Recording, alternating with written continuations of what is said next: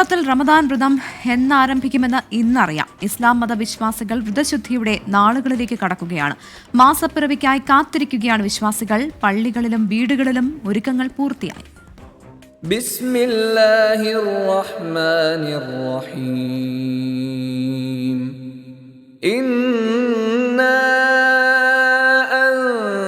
അൻസൽനാഹു ഫീ ലൈലത്തിൽ ഖദ്ർ. പുണ്യമാസത്തെ വരവേൽക്കാൻ നാട് ഒരുങ്ങിക്കഴിഞ്ഞു. വിശുദ്ധ ഖുർആൻ പാരായണത്തിലൂടെ മനസ്സും ശരീരവും ശുദ്ധീകരിക്കുന്ന സമയം.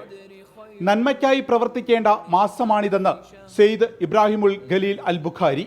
മുസ്ലിം എല്ലാ അർത്ഥത്തിലും മനസ്സ് കഴുകി ഹൃദയം സംസ്കരിച്ച് സൃഷ്ടാവായ അള്ളാഹുലേക്ക് സർവസ്വം സമർപ്പിച്ച് അവൻ്റെയും കുടുംബത്തിൻ്റെയും രാജ്യത്തിൻ്റെയും സമുദായത്തിൻ്റെയും സമൂഹത്തിൻ്റെയും നന്മയ്ക്ക് വേണ്ടി പ്രവർത്തിക്കുമെന്ന് പ്രതിജ്ഞ എടുക്കുന്ന പരിശുദ്ധമായ മാസമാണ് പരിശുദ്ധമായ റംളാൻ.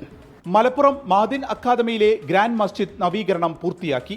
മഅദിൻ ഗ്രാൻഡ് മസ്ജിദ് മുമ്പത്തേക്കാൾ ഗ്രാൻഡാക്കുന്നതിന് ധാരാളം പദ്ധതികൾ, പ്രത്യേകിച്ച് ഭിന്നശേഷിക്കാർക്ക് വളരെ ഫ്രണ്ട്ലിയായി, വീൽ ചെയർ ഫ്രണ്ട്ലി ആയിട്ട് മാത്രമല്ല, നോമ്പ് തുറക്ക് പള്ളിയോട് തൊട്ട് ചേർന്ന് തന്നെ വിശാലമായ സംവിധാനങ്ങൾ, നോമ്പുതുറയും ഉത്ബോധന പ്രഭാഷണങ്ങളും എല്ലാം ഗ്രാൻഡാക്കുക എന്നാണ് ഇത്തവണത്തെ ഞങ്ങളുടെ പരമപ്രധാന ലക്ഷ്യം. 30 ദിന പദ്ധതികളാണ് ആവിഷ്കരിച്ചുകൊണ്ടിരിക്കുന്നത്.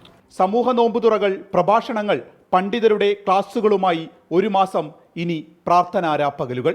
24 മലപ്പുറം.